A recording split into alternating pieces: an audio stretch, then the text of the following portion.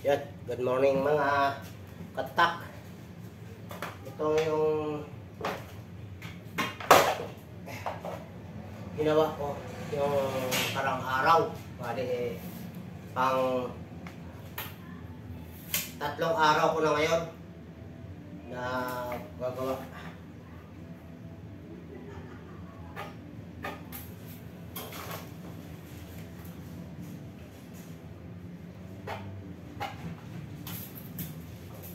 Yung division ng bahay.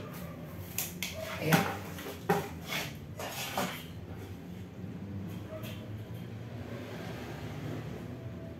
Ito plywood.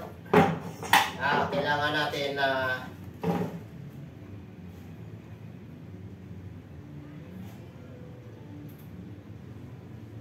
babalutan ng sa kilid, lalagyan ng frame.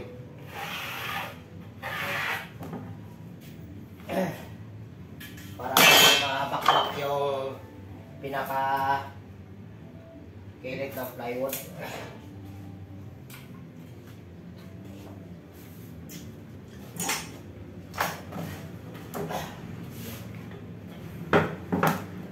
Yan.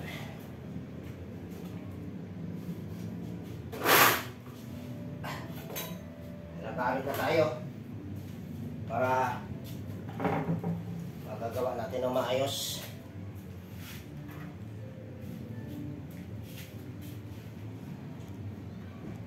Yan. Hindi ko na binidyo yung unang gawa ko kasi yung wala tayong masyadong gawa. Mahirap gumawa kasi ako lang mag-isa.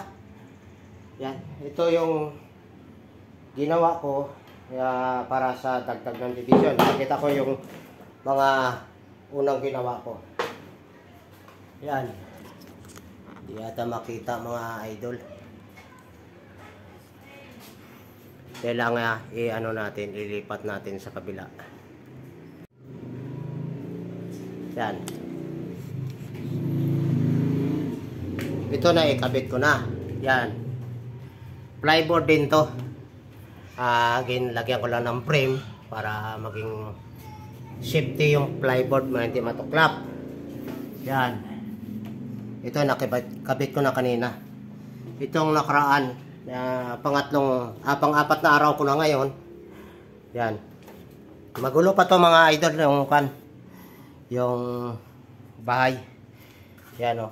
Yan, ito yari na. Yan. Yan, ang loob. Yan. Sa ilawan natin. Yan o. Ang ganda ng plyboard na parang nara. Yan, nilalagyan ko lang ng mga frame. Yan o, matibay na to. O. Yan. Itong mga ginawa ko nakarang araw. Hindi ko na binidyo kasi pag binidyo ko masyadong napakahaba. Yan, ako naman mag-isa naman dito ngayon. Yan ito. Ito na lang tatapusin ko.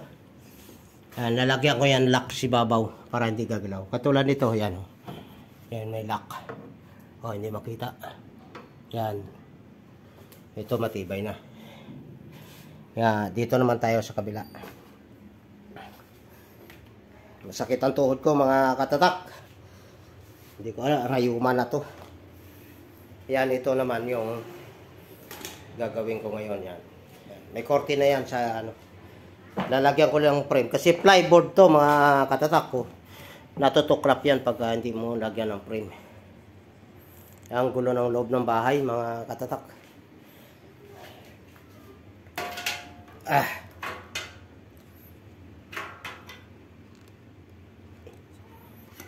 Dito natin lagay muna yung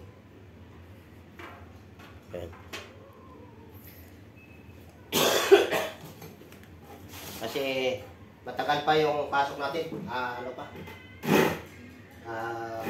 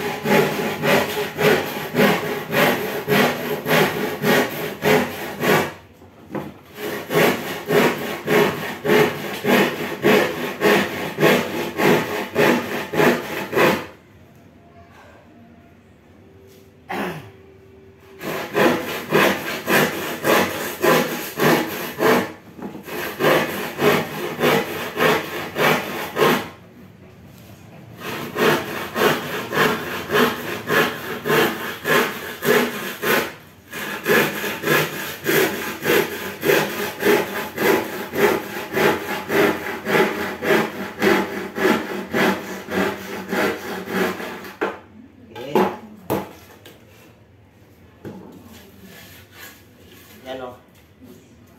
Plyboard lang.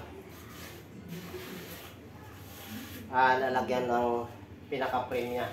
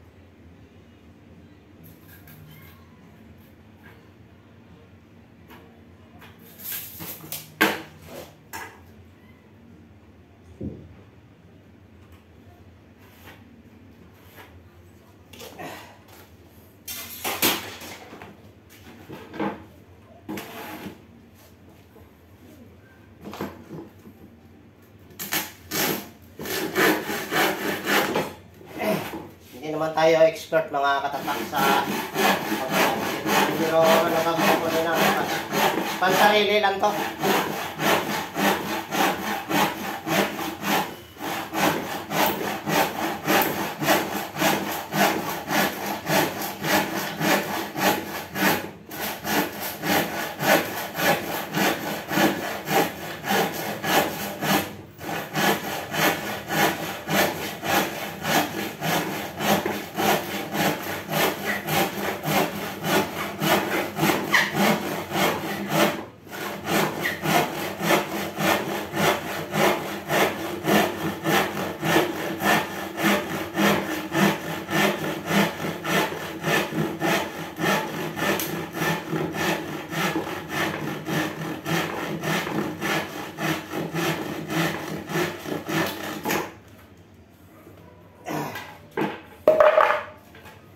Pagkatapos, lalagyan natin ng frame para hindi siya natutuklap yung pinaka-plyboard. Kasi plyboard lang natutuklap yan.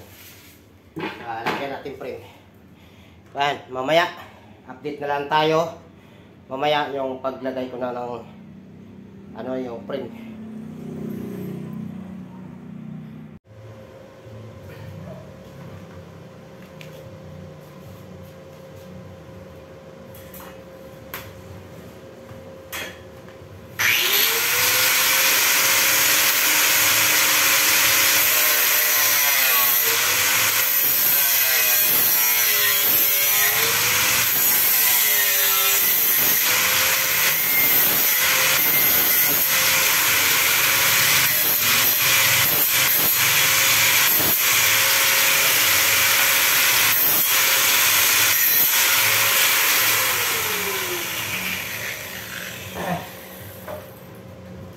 Ito na mga katatak ko. Lalagyan na natin ng frame. Yan. Yan, parang may frame na siya. Para hindi mabibiyak yung plyboard. Yan.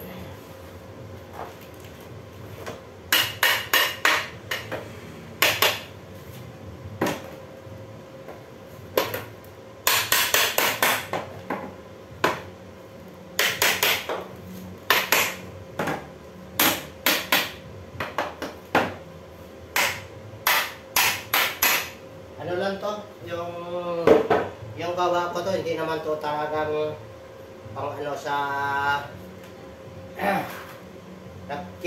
nagdidivision. Parang ko lang, yung invento ko lang to, kaya ganito ang gagawin ko. Kasi wala naman tayong gawa, sinubukan ko kung kaya ko gawin.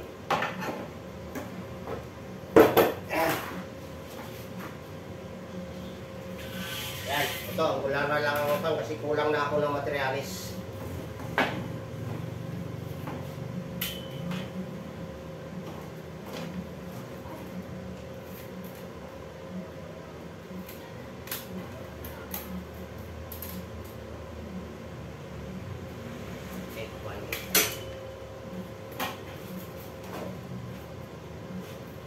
Kulang na tayo materialis.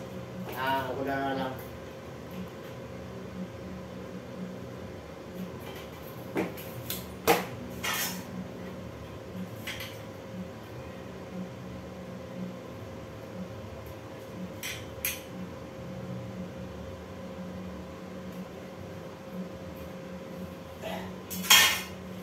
Naman tayo expert mga design sa bahay. Simple lang mga nalalaman natin.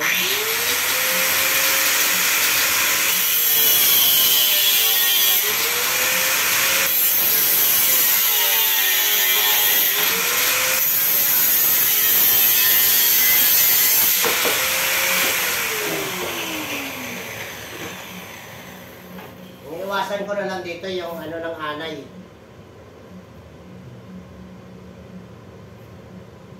Napagastos ako ng medyo malaki-laki na rin kasi dahil sa anay.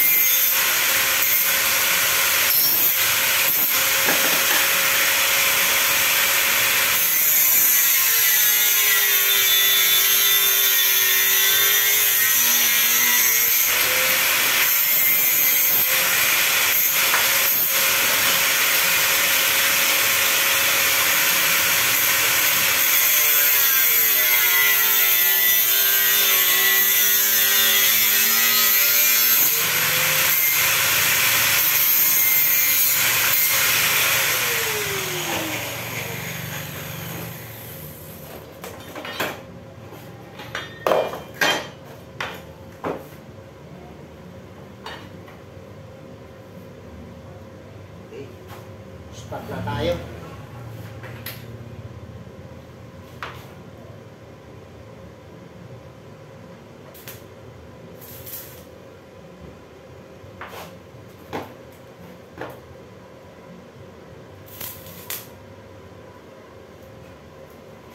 Hindi naman tayo eksperto mag-welding. Ano lang?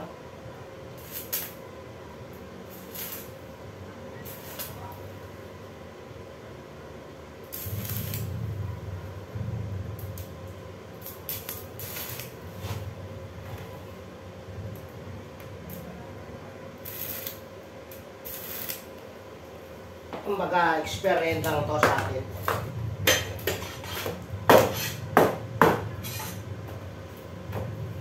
Ito paano, pwede na rin.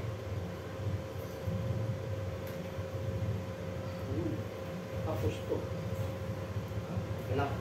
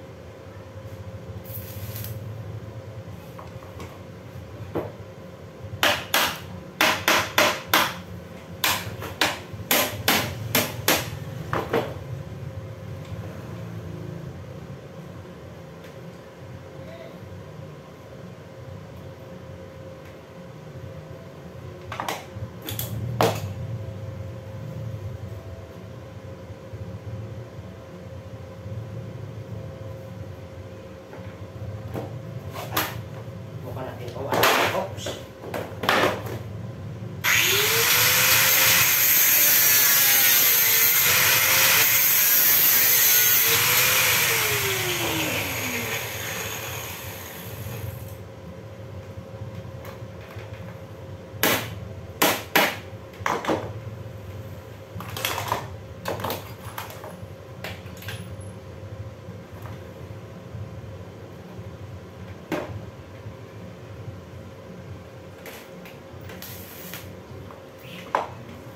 Nit.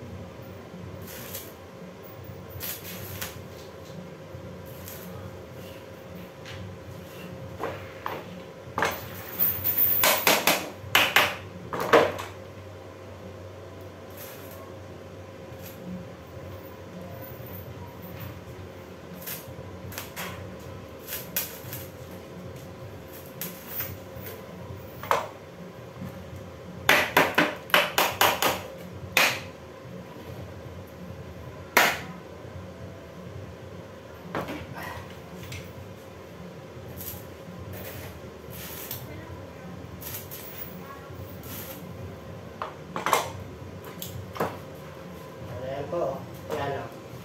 Yan, may frame na siya. Yan. Yan. Linisin lang natin na ng bagya. Hindi na natin po pumil, baka malukot na.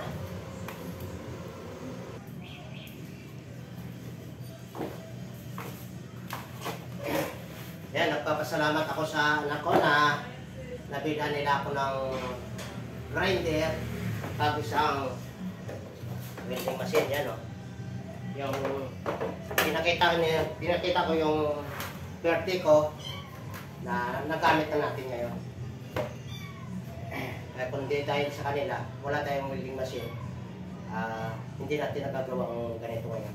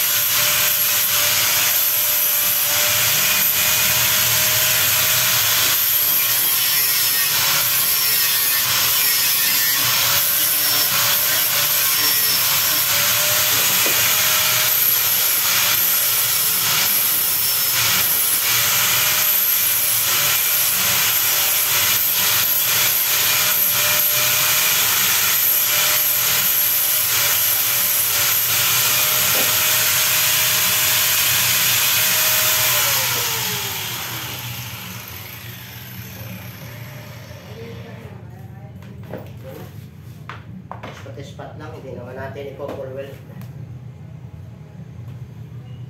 At least, kahit pa paano, ano na, ayos na.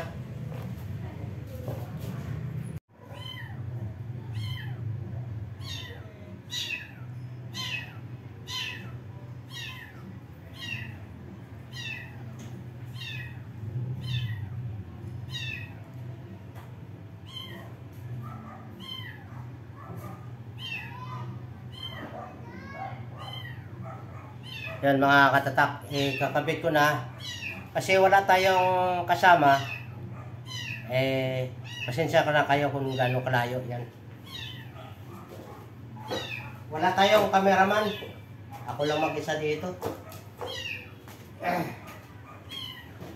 Nahirapan niya ako kasi walang takahawak.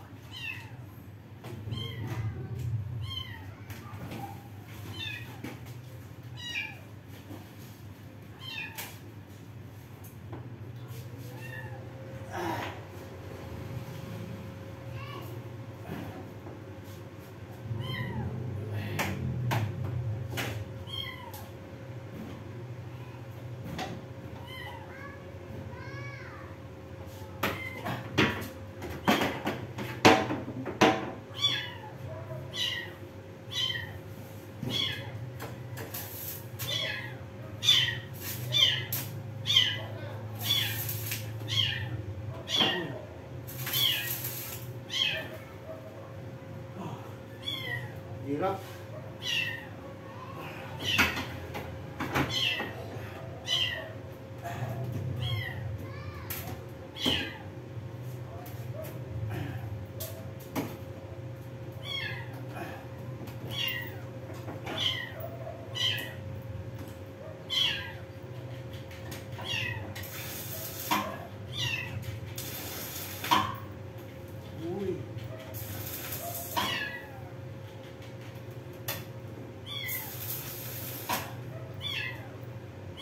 Ayaw kumapit.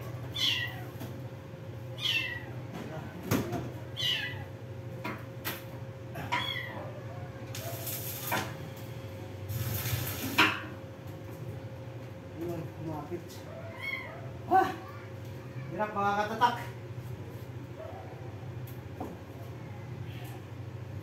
Walang tagahawak.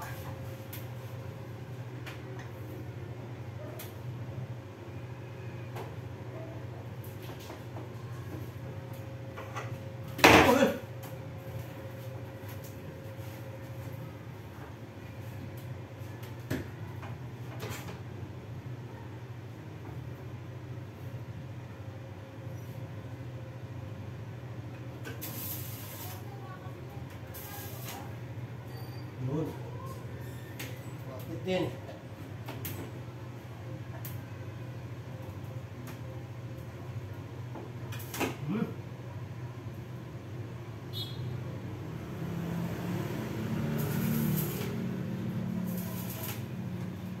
Okay.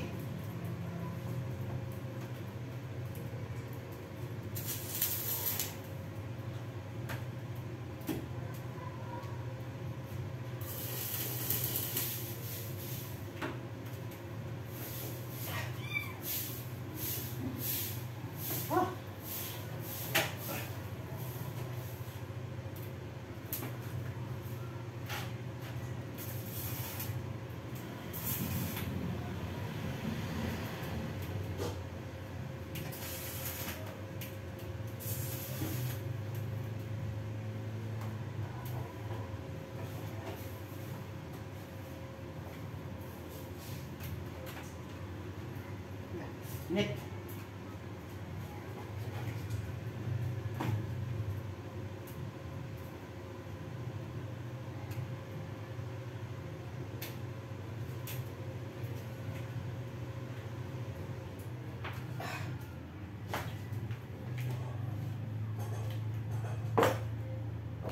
Yan na, ikabit na natin. Ano natin mga katatak. Yan o. Oh. Yan. Ay, hindi pa rin makita sa ano ko.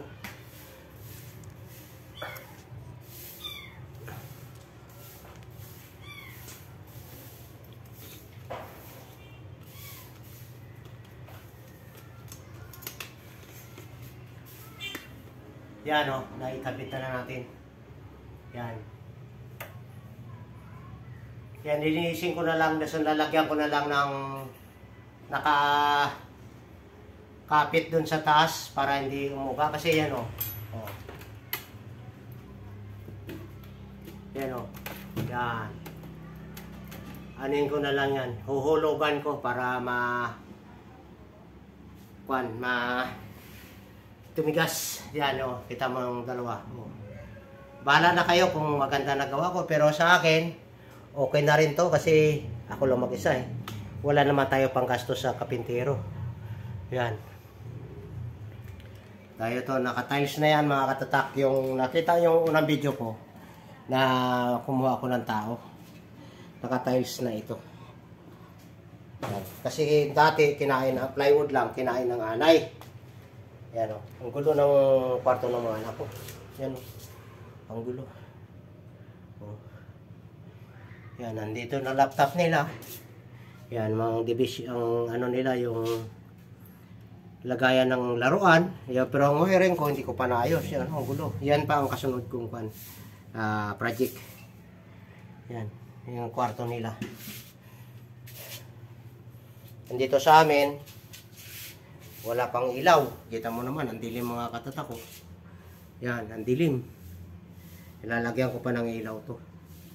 Pag doon sa dulo, lalagyan ko pa ng lagayan ng damit, mga kabinet, yan. Dulim, no? Diba? Pero okay na rin to mga katatak ko, nalagyan ko na. Ang puwang kasi yan sa taas, yan. Hindi ko na, yung flooring sa taas, hindi pantay. Lumubog ang gitna. Yan nga. Wala tayong, no choice tayo dyan. Yan. Pero hulugan ko na lang to. Ayos na, ho. Yan. Yan. Linisin ko na lang. Yan. Dito na 0-0 eh. Yan. Linisin ko na lang mamaya. Yan, update ko na lang kayo mamaya mga katatak na pag natapos ko linis, pagkabit ng yung pinaka-bracket sa taas sa semento. Sana nagustuhan yung mga ginawa ko itong mga ilang araw. Para kayong panood na itong buhay ni Katatak. Walang pahinga. Yan, nakita mo ang gulo naman sa bahay. Yan, oh. Yan, ang gulo. Yan, shout out na lang kay Sir Tom. Nasa Quezon sila ngayon. Yan, oh. Papakita ko na lahat mamaya buo.